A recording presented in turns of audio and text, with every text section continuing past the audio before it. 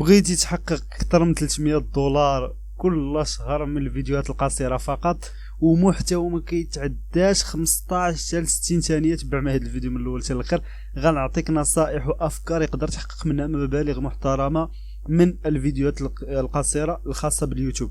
كما كنعرفوا الاخوان، كما كتشوفوا معايا في القناه ديالي دابا، عندي الحق نربح من الفيديوهات اعلانات الخلاصات شورتس كما كتشوفوا هنايا نشيط.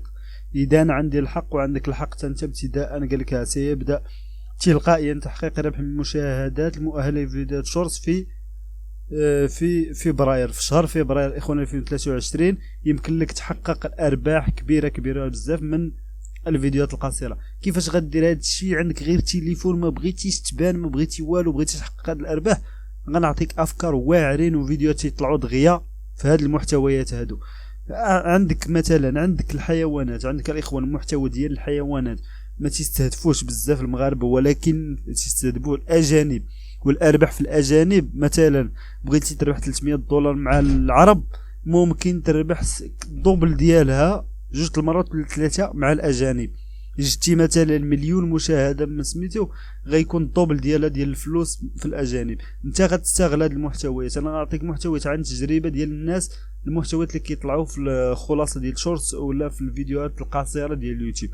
اش من المحتويات كيطلعوا بزاف، شي حاجه اللي كتشد الانتباه ديالك. مثلا انت دابا نعطيك هي فكره، انت دابا دخلتي لفيديو قصير تفرج فيه، كاين فيديوهات تيعجبوك وفيديوهات ما تيعجبوكش. هذوك الفيديوهات اللي كيعجبوك كتكملوا، هو اصلا فيها 60 ثانيه ولا 40 ولا 20 ولا 15 اللي كيعجبوك انت وكتفرج فيهم. علاش عجبوك؟ هنا فين خصك تفهم وتفكر وتخدم عقلك. علاش انت جلستي في هذاك الفيديو بالضبط كملتيه وتفرجت فيه كامل؟ علاش؟ حيت فيه واحد الحاجه لفتت الانتباه ديالك في البدايه ولا في العنوان، لفتت الانتباه ديالك. دونك الفيديوهات ديال الحيوانات اخوان راه خصوصا المشيشات والكليبات اعزكم الله الاخوان، هادو مطلوبين وتيشدوا الانتباه ديال بنادم، خصوصا الا كانوا صغار وتيلعبوا. فلا انت غديري فيديو قصير وتلوحو، ما عندك دير حتى 10 الفيديوهات في النهار، ودير قناه جديده. الا كانت عندك قناه ديجا قناه، دير قناه جديده وقتلح فيها محتوى غتحقق منه ارباح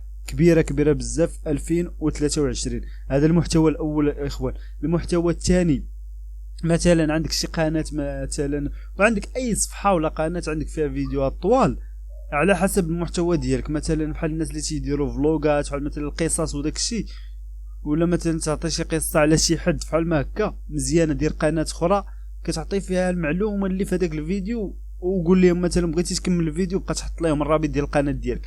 انت هنا كتضرب عصفورين بحجر واحد، كتفرجوا فيك وكتخلص في الفيديوهات القصيره وتيمشيو ويدخلوا عندك عاوتاني للقناه الكبيره، القناه ديالك الاولى اللي شرتي ليها. هادو هما المحتويات الاخوان، وهكا كيخدموا الناس وتيحققوا ارباح كبيره بزاف.